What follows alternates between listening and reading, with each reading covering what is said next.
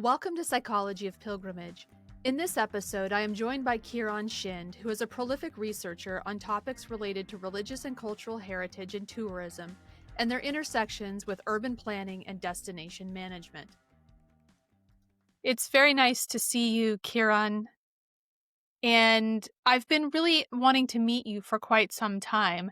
We have some overlapping colleagues, particularly Dan Olson, and so I have heard about your work and read your work, and so it's nice to finally meet you and Absolutely. to hear about the work you're doing with religious tourism, kind of veering into pilgrimage, but also the work that you're doing around Buddhist tourism. I'm looking forward to hearing more about that. Thank you very much, Heather. Likewise, I've seen your podcasts in the past, and I said, "Oh, when do I get an invitation?" But honestly, uh, this is a good start. I think the feelings are mutual. We've known uh, other works, and Dan is a great friend. I think I can say without hesitation that there are few people who work in this field. I am friendly with all of them, most of them, because I've collaborated with them at some point of time. So now, great to be here. We do have, yeah, it's great to see you, and I agree. We have wonderful colleagues in the realms of religious tourism and pilgrimage, and so I'm looking forward to hearing all about how you got started in this field. You are currently teaching at La Trobe University in Melbourne, and so uh, we are in a 14-hour time difference. So this is always a challenge to meet across the continents, right? to to make sure that we can find a suitable time in both hemispheres, and that can be a challenge. So I appreciate it's early morning for you and evening for me. So I'd love to hear how you got started. What prompted your interest in pilgrimages and religious tourism? Okay. Uh, I should anticipate this question all the time because of my background. See, I come from a very applied discipline. I'm an architect. My primary training is as an architect, and then as a city planner, and then as a second master's in urban management. Now, this is where I came from a very deterministic discipline. I had a very wonderful supervisor by the name Walter Jamieson, a Canadian who was teaching me when I was doing my master's in Thailand. And I was very impressed by the work he was doing on cultural tourism policy for Cambodia. And I said, oh, I really want to do something like that. But then I was an architect and urban planner, and I was looking at cities all the time. So I said, how do I bring my interest in urban environment and tourism together?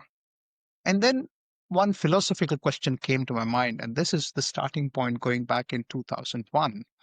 Uh, at that time in India, I come from India originally, and I've seen a lot of religion and culture and all these things happening. But one thing that struck me at that point was there is so much that's being done for making our environment better. For example, the industries are changing the pollution norms, there is transportation, there's all of these things happening, but still we don't find good solutions for environment. Now, as a typical Hindu would do, we believe in God. So he said, can God save the environment? It's almost like, can Queen save the world kind of stuff. But most importantly, it was, can God help us when we have an environmental problem? So that was the kind of seeding thought, if you like, for me to start wondering. And I said, okay, when we have problems, we go to God. Now we have an environment problem. Can God help us? Now, if you have to see God and environment or religion and environment together, you can't see them in metropolitan cities like Delhi, Mumbai, or London because you've got urbanization. So where can you see religion in action? You could see them in pilgrim towns or pilgrim sites, as we call them, because that's where there are repositories of religious culture. So I started reading about how religious texts describe environment and those kind of stuff. And that is a point when I came across two very significant initiatives that were taking place in India. One was called the Vrindavan Conservation Project, which was initiated by a religious guru that was saying that Krishna, one of our deities, is that's the place Vrindavan. That's where my PhD is. So this guru was portraying Krishna as an environmentalist and saying, well, we can actually save the forests by following the principles of Krishna. So that super excited me. That is one. On the other hand, there was a South Indian pilgrim town by the name Tirumala Tirupati, which is also the richest shrine in the world. And they were applying for what was called at that point of ISO 14001, which is an environmental management standard, because they had done something like massive tree plantation on 7 hills in the name of God. So that was my starting point, and I said, okay, now this is something I can carry forward. So I started to look at these two sites, read about them, and I went to these sites. And oh gosh, what do we see? An absolute contrast of what these places should be. So they are bustling with lots of people. There are issues of environmental pollution. There is lots of problems, and so that sparked my interest. And since then, 25 years, I'm still working in the field.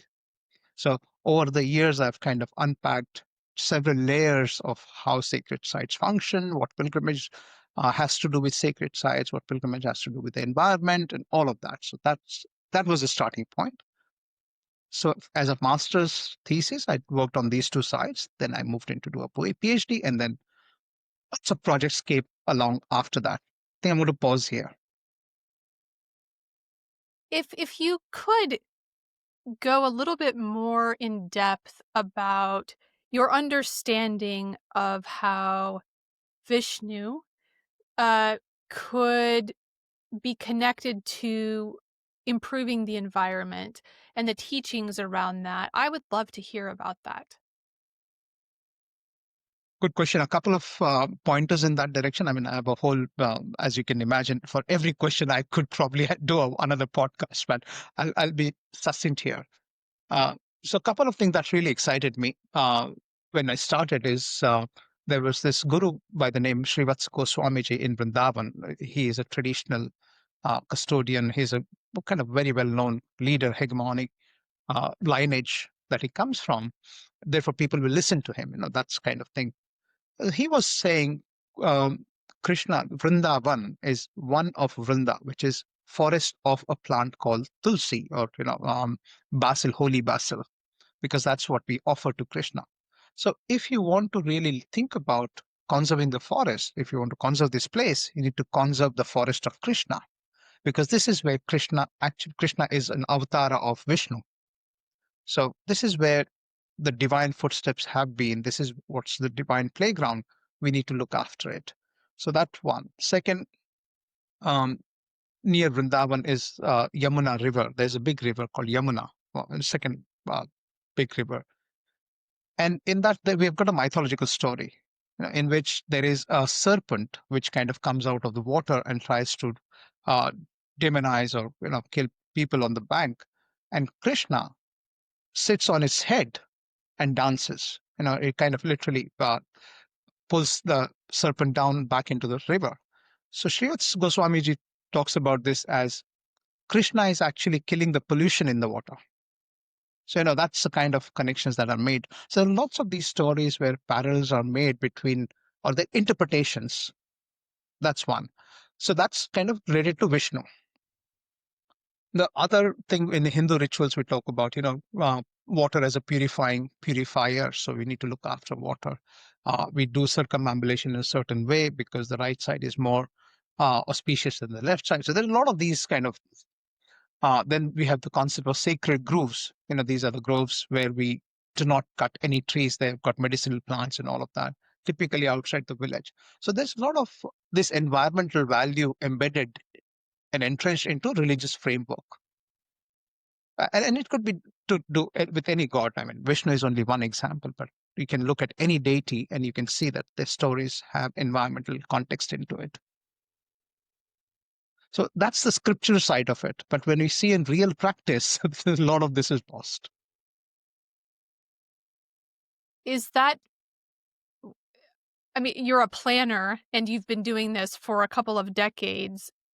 What is the disconnect between the scriptures and teaching on environmental conservation and the practices of visitors, religious tourists and pilgrims. What what are your observations around why this disconnect is so prevalent? This I have coined a term called institutional vacuum, which is basically saying, uh, you know, early on as a planner, I would look at things with from a causal relationship. This is a driving force. This is what's the impact of it, and this is how it can be reduced. A simple, straightforward causal relationship, as we would see in objective terms. But what happens in sacred places and with pilgrimage is that's the fourth angle that comes into play. And me and Dan have just written a paper onto this last year, a couple of years ago, on having a social and cultural construct about environment. Because what is happening is we know objectively when you have got hundreds and thousands of people coming into sacred sites. So, okay, let me step back a little bit. So, very simple. If you see most sacred sites across the world are very closely connected to nature. They're initially natural landscapes, right? And we've got a reverence for natural landscapes, and we start to then go and worship there. We also want to have markers, physical markers. So that's how temples and shrines get built. Now, the moment you build something on a natural landscape, you're already altering the environment. So that first act of devotion itself is also the act of environmental degradation, right? Now, how sensitively you do it is a separate story. But then one person does it, it's okay. But when you've got 5, 10, 15, 20, hundreds of people trying to do the same thing, then that's where the challenges come in. So you are kind of now going from a very simple act of devotion, act of worship, to a dedicated act of construction. So you're kind of really constructing the landscape here. In constructing that landscape, you're investing a lot of religious value. Now, you're not building hotels, you're building temples, you're building ashrams, you're building. So there is a whole religious connotation to it. And that is why you say, oh, you're not damaging the environment at all. But in reality, you're doing a construction if you kind of take that layer off. So that's one part of it. So any act that you do in these places, unfortunately, fortunately, gets sieved through a religious framework. And therefore, it's considered as an act of devotion, act of religion, and not act of profanity, right? That's one challenge. When you think about this over 50 years, 100 years, 200 years, 300 years, you accumulate. So every different era that you see, people will keep building stuff. I mean, there's no sacred site in the world that has not been built over and over again. So that is a fundamental change in environment, right? So all the forests that we are talking about, all the water we are talking about is actually constantly changing. And then because you are providing infrastructure there, more and more visitors starts to come. Because now people see that this is an accessible site. So you want to go there because you've heard about it. There's a whole popular myth. It existed in the myth, it existed in the imagination, but now you actually see it happening. So you are tempted to go. So likewise, over the years, as the means of transport change, as more accessibility is done, you get more and more people coming in, right? Now, this is where the second layer comes into play, which is saying, if these people are not here for tourism, they are here for devotion. They are here for expressing faith. How can they cause environmental problem? So they are also absolved of their environmental responsibility, right? Now, step back a little bit. These are typically small town, as we said. Now, there are very few which have become real big urban sectors. But these small towns have a different governance structure. They're typically managed as villages. But now you have a very strong driving force of urbanization. So where is the institution which is given the mandate to respond to any of these problems? Because you're still talking about a small village, let's say 15,000, 20,000, probably in India, maximum you could go about 100,000. In European sites, it's even small, 1,000 houses is what you call villages. Now, how can they manage an influx of 10,000 people on every weekend? Possible.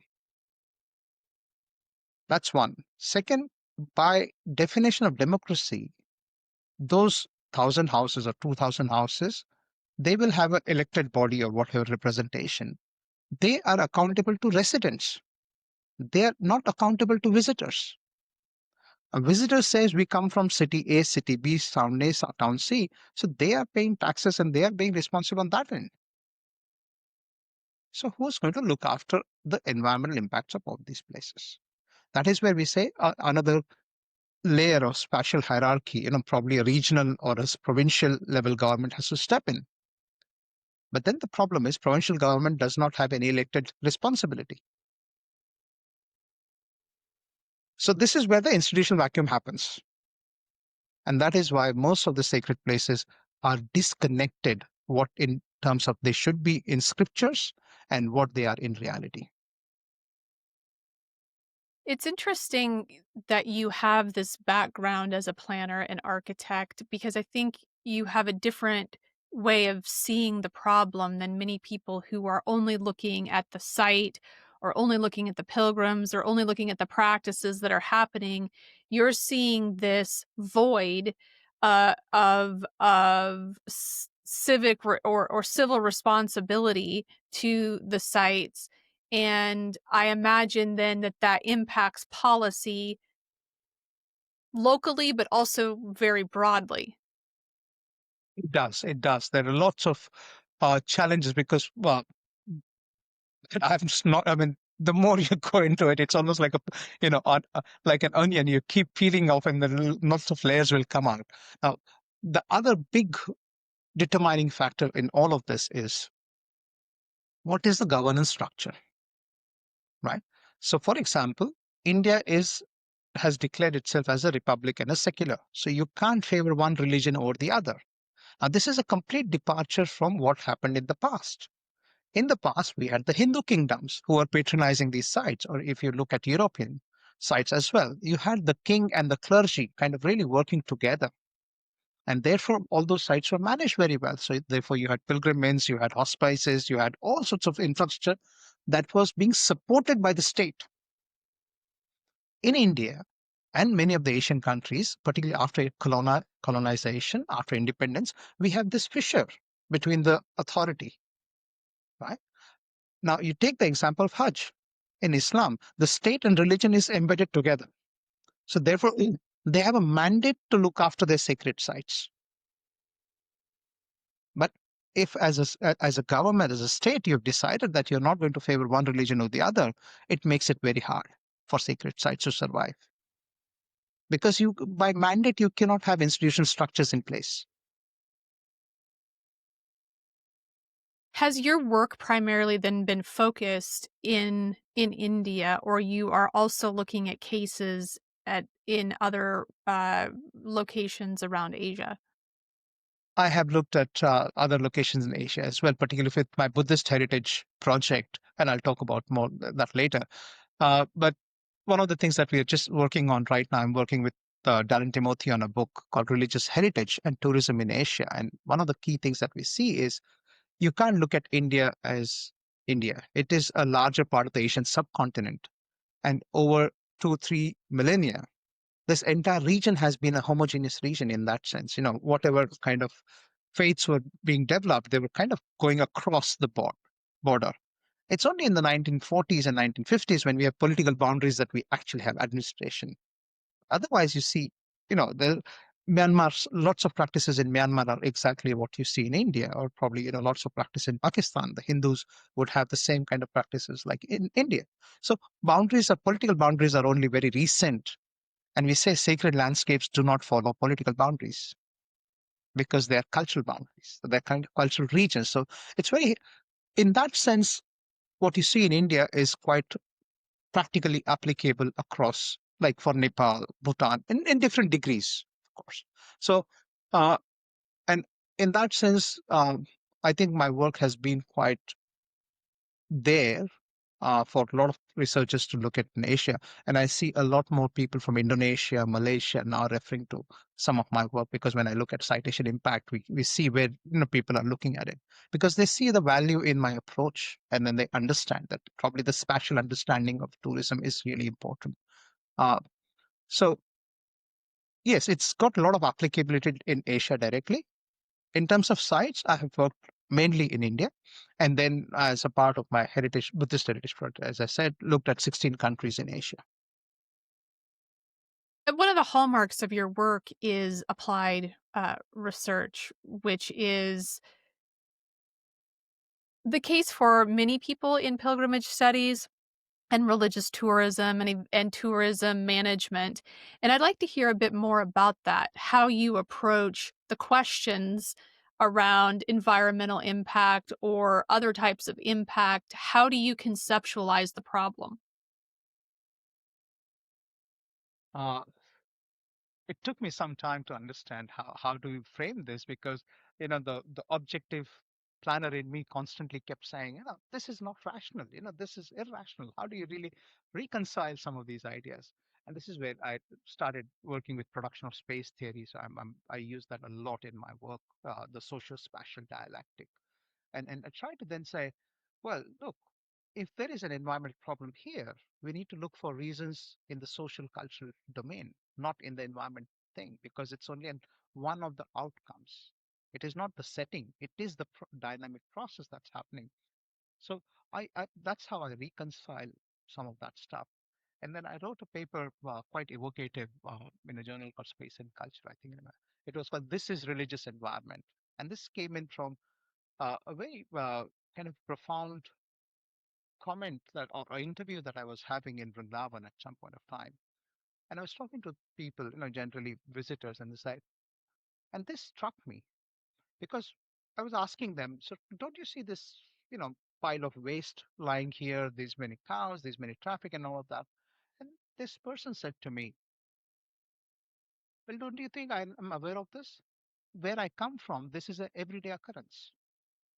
If they are from Delhi or any other town or city, so I see this every day. In God's place, why do you want me to see that? I am here for religious environment. Now, what is that religious environment? It is the sound of bells. It's the smell of incense sticks. It's the divine sight of the idols that you're seeing. This is the flowers that are smelling. This is a kind of bustling religious fervor. You're hearing people sing loudly, community singing. This is religious environment. And because of that religious environment, that understanding of environment as a religious environment, you almost tend to not see the problem, and therefore you don't see the problem, you don't address the problem, and then you go into what we call denial mode. Now, if you go into denial mode, then there's nothing you can do about it. So in that sense, then you have to say, okay, the devotee who's come here, and I look at everyone as a devotee, because if there was no Krishna or if this was no religion, why would they come here? They would go to a beach destination, right? If they were going to do tourism. If they come here, there is a religious reason, a religious motivation. Without religious motivation, nobody goes to a religious site. At least in the Indian system we are talking about. In Europe, if they go, and I've gone to lots of sites in like Fatima and um, in Italy, Vatican. Now, there I'm going from other religion, not for a religious experience, but for a spectacle experience. And that's a huge difference. I will admire the church for its architecture, for its embellishment, but I will not be able to connect with the stories of Jesus the way the Italian person will be doing. So there's this whole otherness that is there, right? And that's a different ballgame. We can talk about it later. But right now, what we're saying is in most sacred sites, it is the devotees that come in, and they will never take the responsibility or blame for causing an environmental damage. So therefore, it's the governments who have to step in, or the local communities. And local communities say these guys are coming in and going giving us money. In a sense, that's income generation, that's a livelihood. So almost all sacred sites you will see that about 60-70% of the community is engaged in religious occupations. If that's your livelihood and occupation, you cannot blame them.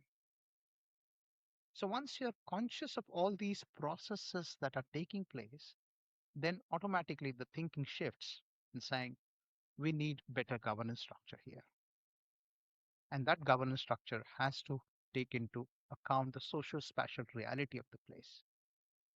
And it has to be much beyond the destination itself at a regional level.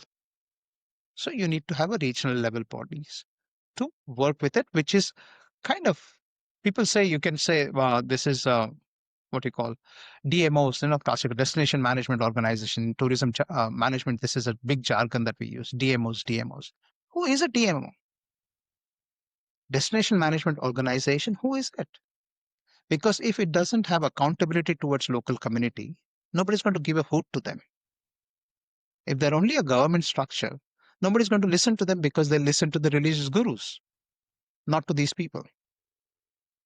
So it has to be a combination of all these different stakeholders, the religious and non-religious actors, in looking after this place. So that's the kind of policy understanding that I bring in to this kind of a problem. Curious about your thoughts around this social spatial construct and how I heard you use the term devotee. I'd like to just spend a little bit of time talking about the identity of these people who are coming to these sites. You said if they're coming to these sites, they're automatically a devotee, because if they weren't, they'd be going to somewhere else. So there is an intention in the part of the person who is turning up at a site. Are the Is the word pilgrim used by the devotees themselves, or is this a word that has been overlaid onto what the devotee is doing, the type of activity, or is this something that is primarily utilized by the devotees themselves? Very interesting question here, then, because I've struggled with this a lot of times, and I've kind of come to a conclusion that there's no point in talking about them as pilgrim because, one, pilgrim and pilgrimage is a construct, it's a Western construct of someone going to a sacred site. There is no equivalent term in other cultures.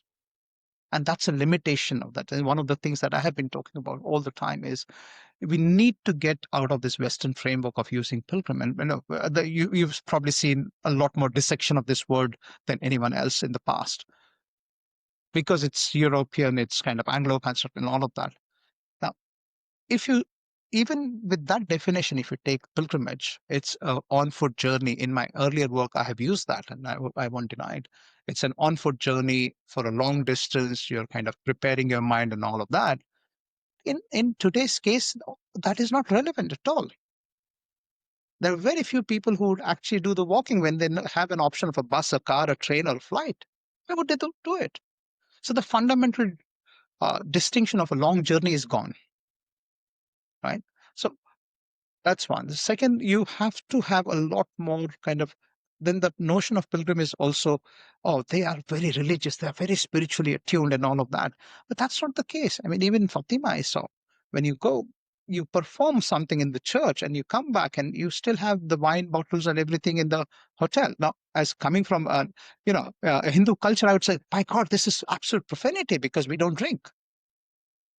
But in that culture, it's a part of this. So in that sense, anyone who's been visiting a sacred site, either for religious reasons, it is temporal. When they're going back, they might be doing some touristic activities because by definition, tourism is one day spending out. So instead of going into this whole definitional problem, what I'd simply say is, what are these guys looking at themselves? Now, the equivalent word, for example, in Hindi is tirth yatra, right? Nobody would say, I'm a tirth yatri. No, it is too much. It's a very it's almost a prison. It's a prison of the word, right? But what they want to say is, I've come here for darshan. Darshan is divine sight, and that's the primary reason why anyone would go. A devotee, if the devotee has to express devotion, that devotion is expressed through the eye contact with the deity. That is it. Or maybe the touch and the feel, and that is why in pilgrimage, touch is very, very important. You just don't see; you actually feel that. When you touch the tombstone, you touch the idol, you touch something, even the flame. So, in that sense, they're all devotees, or they're faith driven, or they're simply religious travelers. It could be very simple. They could be not as devoted, but they know that I've got a problem in my marital life. I need some resolution. Therefore, probably a divine help will be very good at this point. Or If a couple is not conceiving a child, and you could see hundreds of such sites in India or elsewhere, also in other cultures, where for fertility reasons people would go to sacred sites because they know there is certain kind of magic, there's a kind of faith, they're pilgrims. Now, if they take a vow and say, I will do XYZ thing if I'm blessed with a child, then probably as a part of that after thing, they might be doing pilgrimages where they say, I'll walk barefoot, I'll probably, do prostrations and all of that. That I could say pilgrims because there is an intent there. But otherwise, on a Sunday morning or a Saturday evening, if you're going to and visiting a shrine, you're simply going there for darshan at the divine site. You want to be in connect with your object of devotion. That's it. So that's not a pilgrim. Sorry, a long answer for I a short appreciate question. it's well, it's a long answer to actually a long question that is often debated, and I appreciate hearing your perspective because you're right. We do often in this subfield of pilgrimage studies become fixated on the term pilgrim and pilgrimage, and I think that it behooves us to open up the aperture if we're really going to understand the different iterations or acts of devotion across the world. We cannot limit ourselves to one conceptualization around what people are doing and what they're calling themselves. When you were talking about a couple having relational issues, or they're struggling with infertility, it it did prompt me to want to know more about some of the reasons that people visit sacred sites, especially in the Hindu tradition. What are like maybe the top 5 reasons that people will visit such a shrine? We've got thousands of shrines. Each specializes for certain kinds of reasons, Okay. because it's just part of faith, right? So, for example, if I'll give you one classic example. Probably, and did ask me to bring in some. So, this is Sai Baba, for example, right? And this is always in my wallet, right? Because my family, my father and my brother thought Sai Baba will protect you all the time because they had good faith in Sai Baba. And I said, okay, I have no problems. I'll keep this. That's fine. But you'll see a lot of, and this is a proven research. You'll see, just as an example, IT industry was in boom, information technology, a lot of American companies were doing. And particularly in India, we've got a couple of states, provinces like Andhra Pradesh, Telugu, and Karnataka, where the education levels are very high and everybody aspires to be an IT engineer, right? Now, if they get a job in US or a green card in US, they will become lifelong devotees of Sai Baba because Okay. they will go to Sai Baba and say, you Yes. know, please get me a good job, get me something, I'm struggling. And if Baba answers their prayers, they become lifelong devotees. So Shirdi is one of now the second largest visited shrine in India. Second largest. You're talking about 80, 90,000 people every single day, right? Every single day. On peak days, we're talking about at least about close to 200, 300,000 people in a small town of Sai Baba, right? But you've also got another deity, for example, called Yalamma Devi. Now, this is a goddess of fertility. And you will again find, thousands of people lining up to visit her shrine, but there's no other stuff that they will do there. It's mainly for fertility. So, and ordinary people would go to any of these shrines. So Sai Baba is particularly urban dweller god, as we call it. But then we have the Ganesha. We have got, probably very nicely, we say about 33 million gods in Hinduism, So each one of them specializes in some certain things. But that doesn't stop people from going somewhere. For example, now, as much as I believe in Sai Baba, I also have the Jai Shri Ram, So as a typical Hindu, I would be also expected to believe in Ram. And therefore, so if you ask me what are the reasons people go, there are different kinds of reasons. And they could be very simple, like existential crisis in life at different points.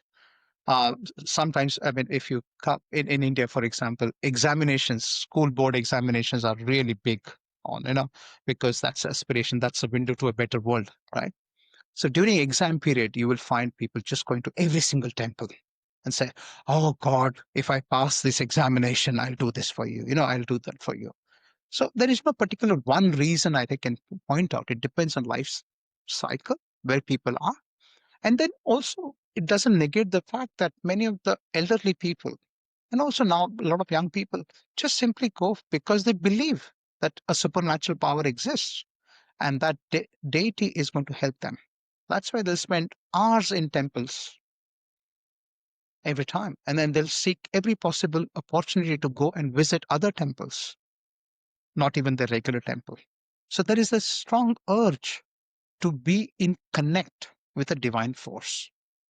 Now, that divine force can help them existential crisis. That's a different story. But once people have a good experience of, being through that crisis situation, they become lifelong devotees of that deity. And therefore, the urge to go, I've come across people like who would go every single month to the same shrine. So it would be very hard to pinpoint, these are the five top reasons. They keep changing. It humans are human. I think they're exactly the same reasons people visit shrines, or temples, or places of worship, or sacred natural sites all over the world. I mean, we have a shared human experience, and life is hard, and we want to seek out help when life is challenging, and also when life is good, we want to, give thanks or offer some type of gratitude for that good fortune.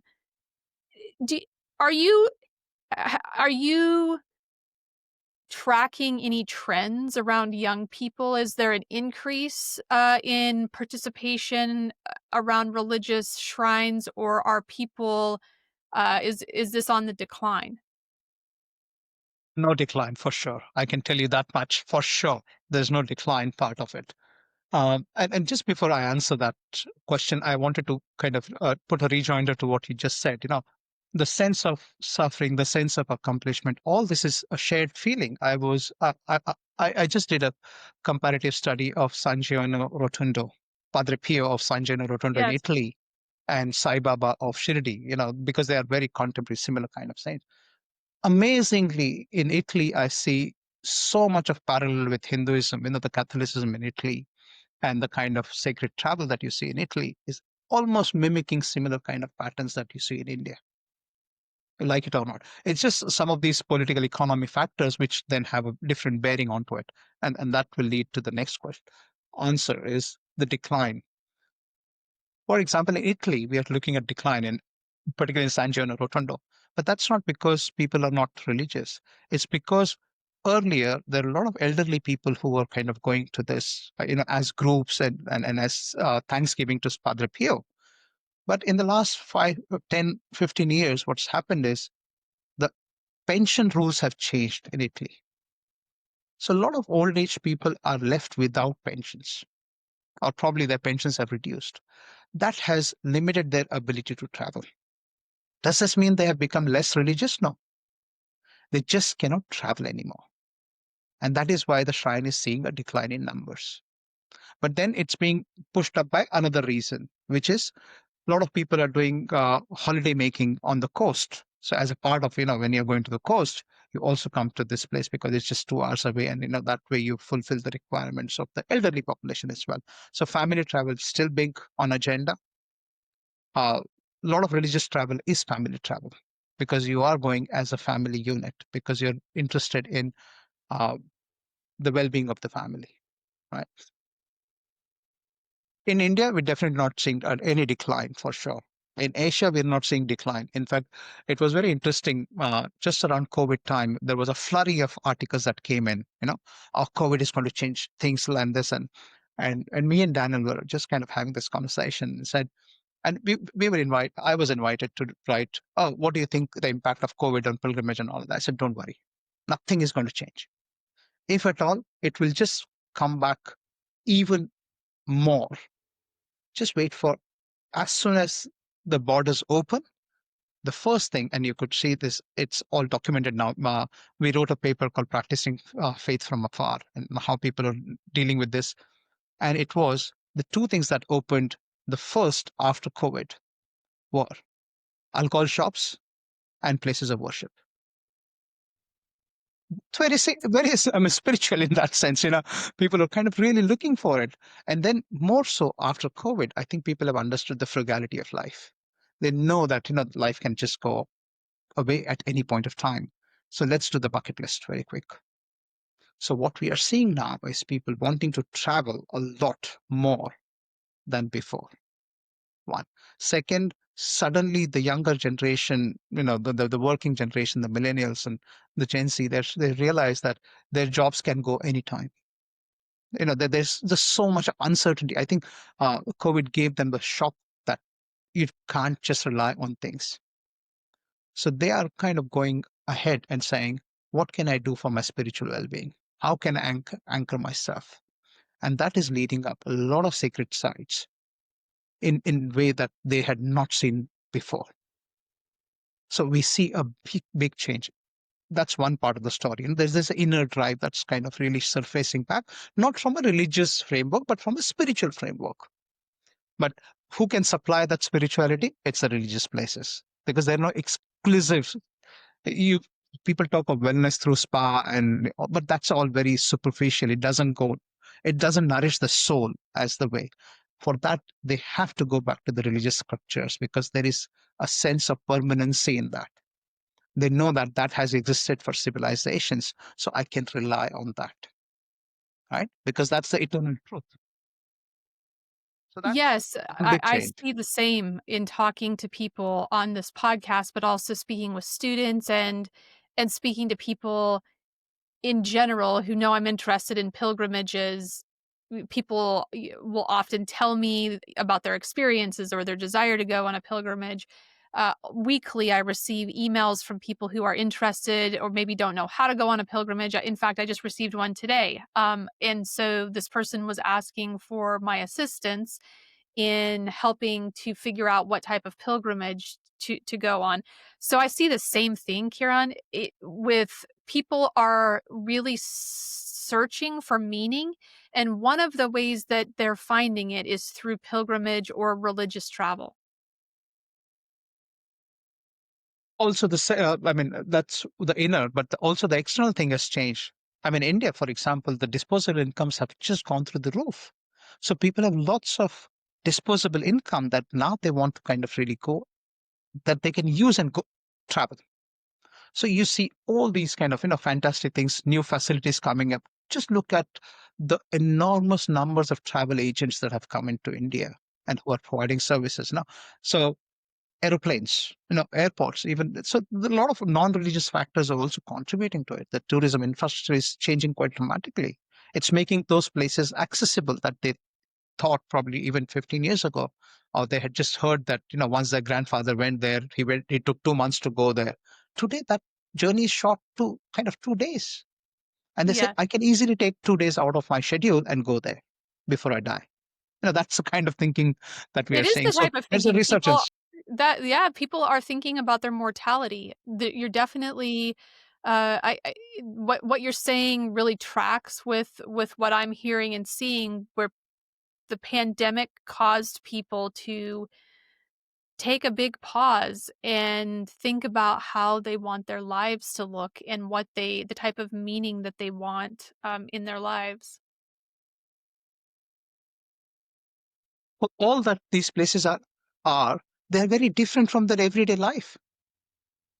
They're very, very different. They're just slow paced places. For example, if you go to Vrindavan or Rishikesh or in the natural surroundings, you don't have the same level of comfort. So it's kind of really forcing them then out of their comfort zone and say, well, life exists. You can still survive on, for example, $10 a day.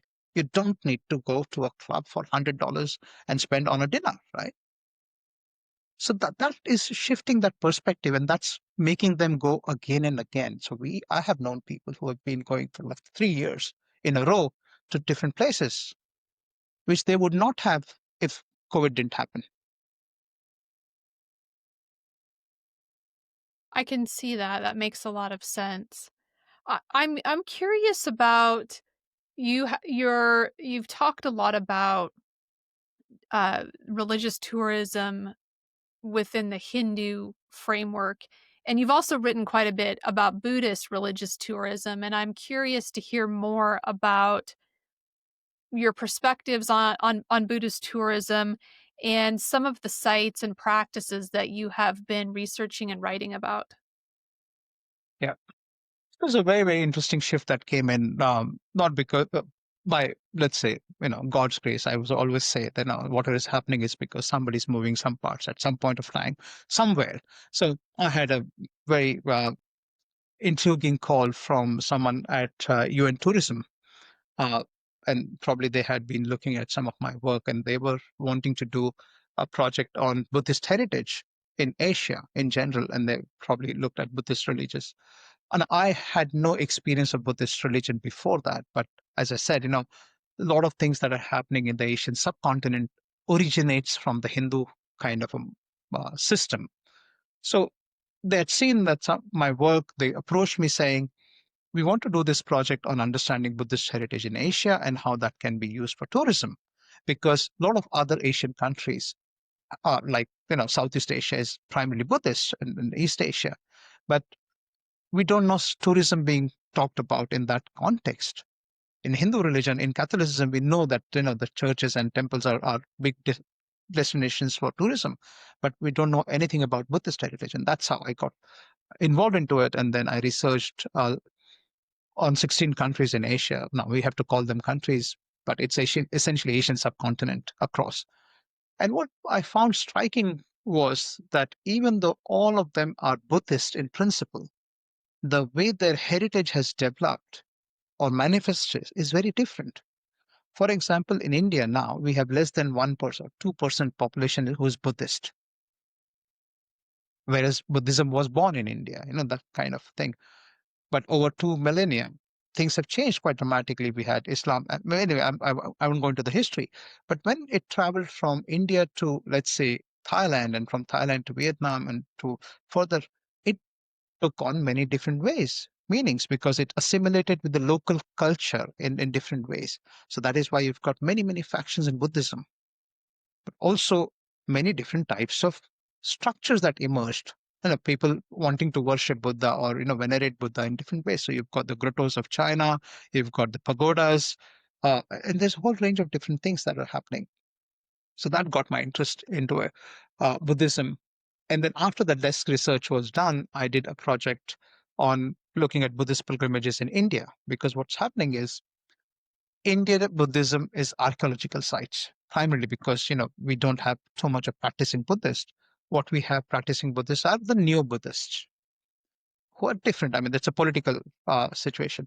But what happened in India is to relive in that archaeological landscape. Indian government allowed Thais, Myanmar, Sri Lankan Buddhist associations to come into the sacred sites like Bodh Gaya or Lumbini is Nepal, Bodh Gaya, Sarnath, to come and say, these are the sites of Buddha. What can you do about it?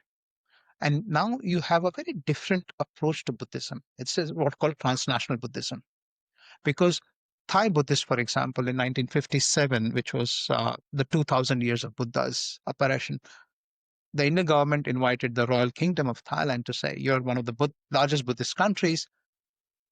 Please come and spread Buddhism in here. So they started to build their monasteries and all of that. And when the Thais came in, followed the Myanmar, followed the Sri Lankans, and all of that.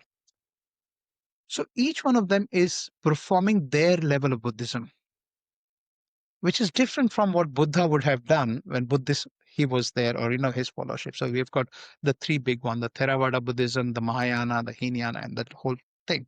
So all of them are free to follow their own path.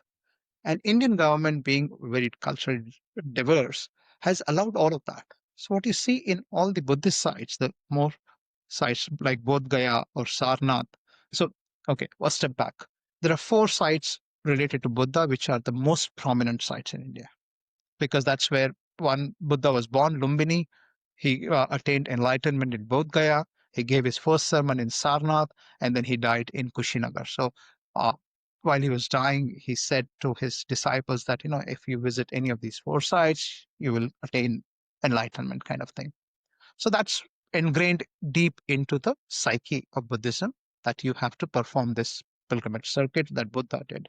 And then you have some other sites where disciples got, so there are 8, 16 multiples of sites, but most people would come to these four sites.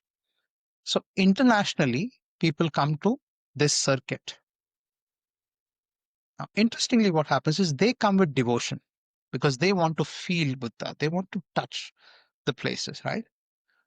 But these are the places which are in the middle of a highly urbanized society or highly rural society where there are no Buddhists. So they're literally like enclaves. So they have very difficult, should I say difficult, very different connections with the local community. They actually do not mingle at all. So the Buddhists who are in those sites have nothing to do with the local community at all, zero. So for example, in Bodh Gaya, you can get a very excellent quality Thai green curry in an absolutely impoverished place because it's catering to a different market. So this is what I call co-creation of cultural heritage. Same thing has happened in Lumbini. In Lumbini is a different story because Lumbini was completely reconstructed through the UN intervention in the 1970s. So Lumbini development. So there's a master plan that was done by Kenzo Tange, very Japanese Buddhist philosophy. So you've got very clear distinction. This is sacred. This is cultural. This is this. And then monasteries are coming in and building their own brand of it. So this is what I've called imported Buddhism. Again, a phrase that I borrowed from one of my interviews, which said, from a Nepali who said, "Oh, these Koreans are coming and telling us what is Buddhism, as if I don't know what Buddhism is. I mean, Buddha was born here." So there is a whole different layer of complexity that we have. And that is to do with the transnational nature of it. So just by merely building monasteries doesn't ensure that the cultural continuity will remain. And that is why Buddhist heritage is so fascinating, because Indians, most of the domestic tourists, will see these archaeological sites as recreational landscape. Because, if they're coming from very dense cities, just on the outskirts, you've got these massive archaeological ruins, huge open spaces. So people just use them for picnics and for recreation. But whereas for a Buddhist who's coming from Korea or Vietnam or Japan, it's one of the most serene sites. So there's kind of, the big friction, the classic pilgrim tourist challenge that we have. So that way, Buddhist heritage is kind of really a fascinating area. There are some parallels with the work that I'm doing with battlefield pilgrimages, where people are coming from outside the local context and imposing meaning onto the site, and the battlefields have their own ruins, which sort of validate the pilgrimage. And so it is interesting. It's a bit different because the local population is often quite connected in some way to the visitors, but in other ways, they're quite distant and going on about their lives. And they are approaching the sites from a perspective that maybe they're going to go on a picnic or take some time out of their lives to go on a walk, but have a very different relationship with the military cemeteries or the memorials than people do who are coming from outside of the local area.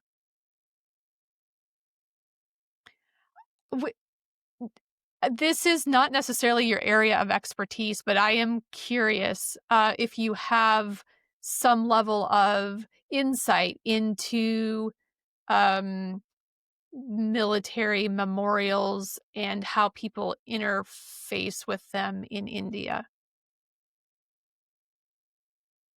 Surprise. Uh, I was raised in a military cantonment. My father was in defense forces, so I have seen the military Okay, so landscape you very, very do. All closely. right. Yeah. Okay.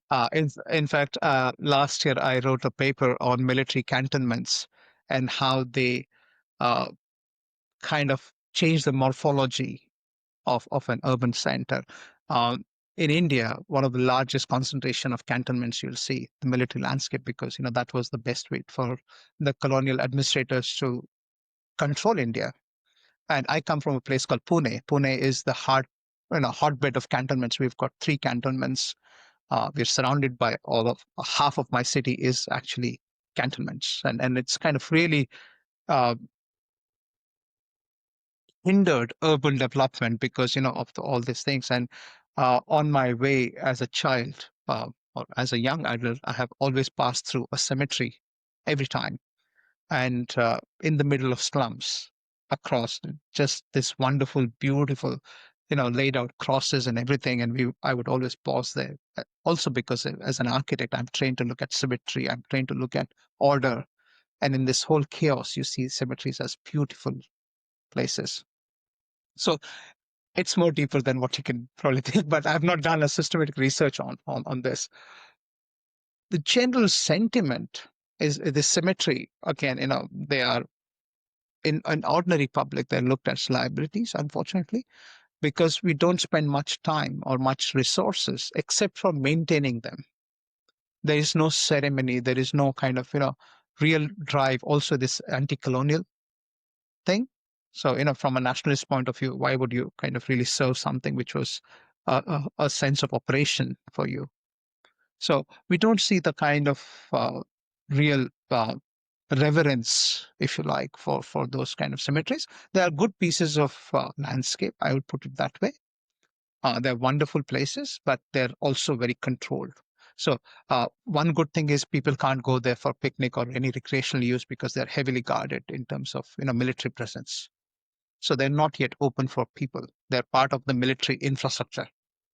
And these are not like Commonwealth war grave cemeteries. These are something different, or they do fall under the Commonwealth war graves. I think many of them fall under because they have both World War One and World War Two kind Yeah. of in there. Okay. Yeah, But that's an interesting piece of research that I'd like to learn more about that. There's a lot there that is very multi-layered, and I'm curious actually if there are descendants who or family members who are coming to visit these cemeteries in larger numbers than in even not 10 years ago. in my experience so far, I haven't come across anything. Because in Pune, we have lots of cemeteries, as I said. We have three major Southern Command, we have Air Force Command, we have got the Naval Command, all of that. But I haven't seen any kind of work in that. But another layer, Heather, you might like to think about is the hill stations. It's just not the military cantonments. The military officers or the British officers were also stationed on hill station. Hill stations are typically where on the mountains they would go during Mhm, summer months to escape the tropical heat. But we've got lots and lots of these hill stations where British administrators were unfortunately, they might have passed away or died, and they're kind of smaller parts of cemeteries, mhm. not as fantastic as the Warfield ones, but these Yes. are also an equally important part of the landscape. Yeah, there's lots there I'll be thinking about. Well, we're gonna be continuing this conversation, I think, after after, just this, podcast recording. W When you think about where religious tourism and pilgrimage studies are heading, directions that seem important, what do you see as some of the top priorities for the next decade? Difficult question. It's almost like, Kiran, do you have a crystal ball? Can you look into it and tell me now? No, I said, one, I'm not a clergy who has divine visions of what will happen in the next 10 years. No, I'm not. Uh, but looking at the trends that we're kind of following, one, I think we should be very, very aware of the impacts of religious tourism. I mean, when I was talking about it 20 years ago, there was hardly anyone who even thought that pilgrimage can have impacts. And now we've got lots of people talking about, how serious impacts these are. For example, in one of the chapters in one of my books was on Hajj. Hajj we all know, but very interesting the amount of meat that is produced and wasted.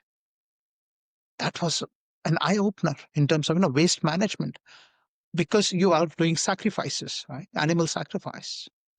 Now, from a health perspective, from a hygiene perspective, when you've got the scale that we're talking about Hajj, it's a mammoth undertaking. So people are now becoming conscious. that we are also talking about climate change impacts of this, particularly air travel impacts and all of that. So that impacts is going to be probably one key area that people will keep looking for. Also, because the boundaries are blurring much faster than what they were 20 years ago. Because now religious travel is also accompanied with multi-motivational travel. If you're going, for example, to the Himalayas, you say it's one sacred site, but you also want to do a bit of, river rafting, or you want to do a bit of thing because you're not going to go there another time. So that whole multi-motivational mix that we're talking about is going to lead to a number of impacts. So that should become a focus area for study. The second bit, and this is a little bit of a worrisome bit, is the conflating of mental well-being and health and walking and spirituality, and then trying to put it into religious framework. I think that that's a lot of grayness into that area. And we are kind of simply, a lot of research that I'm seeing, they're simply saying, oh, you go to a religious place, you can actually get better from a health perspective. No, you can't, because are you actually embracing the teachings in the way that they should be? Or it's only a time fixed solution? It's just kind of a small short injection that you're going and taking and coming back. Or is it a real kind of engagement? So that's the second one, Can the we pause blurriness. there? Yeah.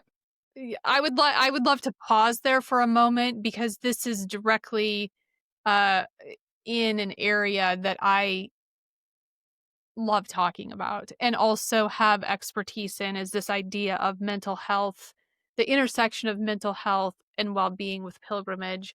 And what I hear you saying is that many people, your concern is that people are are going on a pilgrimage or visiting a shrine or a religious site, and there's an expectation that they will have increased mental health and well-being, or they will get better, or they will find healing.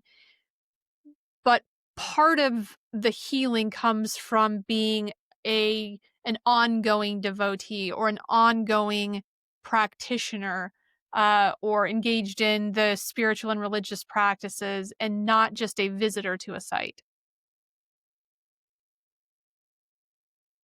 Starting point, it could be a trigger, but if you don't follow through that, then it is only a small fixed solution.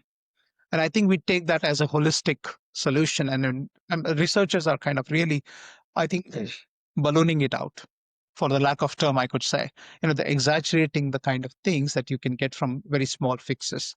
I think that's a little dangerous. We need to really engage with that idea of experientiality.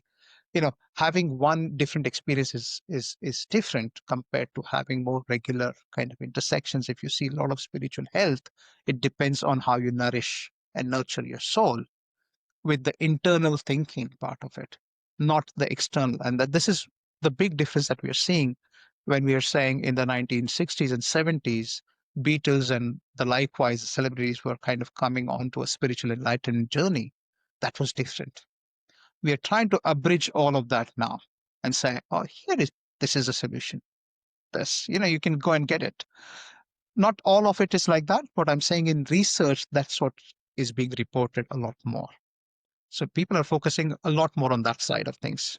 It is very similar to the idea of people taking a karate class at a dojo or some other type of martial arts where, we have these dojos in the United States that are in strip malls, and people take a lesson, maybe a weekly lesson, but the entire practice is sort of extrapolated and taken away from the philosophical underpinnings and the life practices and discipline and study, and engagement with the teachings. And I think that pilgrimages are, unfortunately, there's sort of a similar framework for how researchers are looking at them. Yeah, yeah. So that's the second one. The third one, I think we'll also see a lot more international traction to this kind of phenomena, because we are becoming more and more globally connected. People are traveling a lot. For example, Sanjeevani Rotondo, I can tell you, one of the largest groups of people there, and this was a surprise for me, comes from Philippines and from Latin America, both non-traditional markets. But we are seeing a lot. So it depends on how sites are going to market themselves, how they're presenting themselves, and how they're participating in the whole broader global tourism. We'll see a lot more of that happening compared to our traditional systems of Lourdes, Vatican, Fatima, Hajj. We're seeing a lot more dispersal of pilgrimage and religious tourism across the board. I think these are the three directions that I can see for the next 10 years. They sound very solid. Yeah, that makes a lot of sense. Every single one of them, make a lot of sense every single one of them makes sense as you've described them. Is there what are you currently writing? What are you working on right now? There are two big things that I'm kind of working on, but life comes into way. Many different things happen. There's one which is I just mentioned working with Darren Timothy on a book called Religious Heritage and Tourism in South Asia, where I think what we are trying to achieve is the two sides to it. One is I definitely want to look at, and then we have included most authors are from the region. I want to talk about the story and the culture of the people by themselves, not imposing the Western agenda. Because what has happened is in trying to impose those frameworks, they're helpful for sure to understand more objectivity and analytical frameworks. I understand that. But in doing that, we have robbed some of the key ideas, key tenets of what religious heritage means to people themselves. So we have invited scholars from the region to write about their culture and their heritage, and now presenting that as how that religious heritage is utilized for tourism. I'm not talking about religious heritage for the sake of heritage. As I said, my training as a planner allows me, or in fact inspires me to look at things from a contemporary angle. This is great heritage, but what do we do of it now? How are we Mhm. going to actually look after it? And then one of the ways that we're looking after this is through tourism. There's a lot of tourism promotion happening to heritage sites. So how is it all intersecting? So that's one project that we are currently working on. Hopefully, we should be able to finish that in the next couple of months. The other one, which is a very important one for me, is the, I've signed a book contract, but it's been there for a couple of years. I can say without hesitation and with all understanding and all modesty that I've been able to work on the largest number of sacred sites at one go. So since 2010, 2011, I've been looking at six main sites in Maharashtra. So Maharashtra is a province in India. I look at that as a microcosm of pilgrimage. So my sample, and then last year ago, so 2 years ago, I also did some work on Ashtavinayak, the Ganesha, the elephant-headed god Ganesha, and we've got a pilgrimage circuit of 8 of them, which is becoming very, very popular now. So that so around 10 sites I've studied at one time. This is probably the largest scope ever for pilgrimage studies because we've got case studies, one study, two study, three study. But this is the first time I actually have a whole 10 site study plus two trails. So between them, so there are two sites which are related to what we call the traditional pilgrimage, orthodoxy with the 16th, 17th century pilgrimages traditions that are still working on. One dedicated to a male deity, one dedicated to a female deity, because in India you've got very different kinds of things. A male deity demands a certain different kind of rituals. Female deities have got much more elaborate rituals that go in, and therefore the material culture of pilgrimage changes quite dramatically. Two sites are dedicated to contemporary saints, modern saints. Uh, they are philosophically very different because they're managing, like Sai Baba is one of them, and then there's another one uh, called Gajanan Maharaj, because their focus has been on serving the poor, like many of the saints in the Catholicism, right? So they're not so much of ritualistic, but more of service. And in the service part of it, the way they do religious tourism is very different. For example, one of the saints has developed a religious theme park. Again, I have published something onto it. How they've used a catchment to store water, and then based on that water, they have created a new religious theme park. So two saints are like that.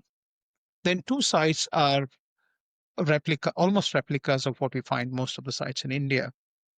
One devote, one for devotion. So like Vishnu, Krishna in Vrindavan, we have got Pandharpur in South, in place where people worship the deity and another avatar of Vishnu, but it is only devotion based. It is darshan based. There's not a lot of material culture involved in it. There's no religious practices into it. So, and then we have the on foot pilgrimage of 20 days, where from one site the devotees take the footsteps, the palanquin of the saint, Mhm. and go walk for 14 days, 200 kilometers to reach to the other destination. Every single year, you've got about 500,000 people who go on this. This is called Wari Palki. So these are the six towns that I'm looking at. And then this is the Ashtavinayaka. So I'm writing a book which talks about how ritual space determines what is religious tourism. Because ritual space is a very, very Mhm. significant part of religious tourism. If there are no rituals, there's no religious tourism. It's very simple. For religious tourism and pilgrimage to materialize, you need to have ritual space. Yes, I'm thinking about quickly scanning my mind, about all of the pilgrimages I can think of, and yes, I think that I agree with you. Because what has happened, the reason to do this book is, a couple of reasons. One, in the last 15, 20 years, if you look at the scholarship, there's a lot of this postmodernism theory that is coming into, for example, and I have nothing against it. I mean, going to a football match, for example, somebody says it's pilgrimage, right? So somebody said, I once saw an ad here in Australia, which of KFC, Kentucky Fried Chicken. It says, chicken in the new religion. God, what are you guys talking about? There's this whole notion where I believe that idea of pilgrimage and religion has been diluted so much that it's nothing then. That's right. Whereas If what I, everything can be a pilgrimage, if anything can be a pilgrimage, then nothing is a pilgrimage. that's it. Or and the same with So, religious tourism. so in that sense, I want to really reclaim the position of rituals and ritual space as a determining factor for religious tourism through this work.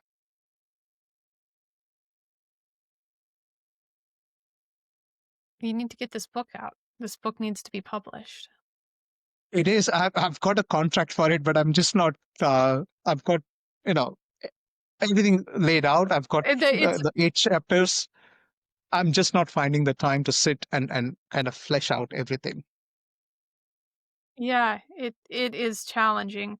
Well, I look forward to reading both of the books once they're published. They both sound wonderful and like really excellent contributions to the literature. Yeah. And then one more thing that I've just finished. I mean, I think because you asked me what I've been working on, and this is one of the most probably fascinating projects that I've done because it came as a consulting project, not as a research project, which is kind of people are actually recognizing that there's value in understanding religious tourism, particularly in India now. Mm. So I've just done a project on understanding the informality in religious tourism economy because much of this religious tourism economy escapes the standard tourism. Because in tourism, the way we account for tourism economy is through satellite accounts, through number of beds and all of that. In religious tourism, none of this matters because people make their own arrangements, particularly in non-Western countries where it's very it's unorganized, informal sector. So I've actually gone into saying, what is this economy about? How does it work? And there's some fascinating results that have come that probably had a hunch, but now I actually have data to prove that, that how does a souvenir economy work, for example? What is a religious ritual? Why the rituals get so important place because they are the anchors for the community to get engaged into this economy. Anyway, so that's a wonderful project. Probably that report will be out very soon. It's a proper report, and then I'll try and convert it into a research paper. But yes, Keeps me occupied. 25 years, either.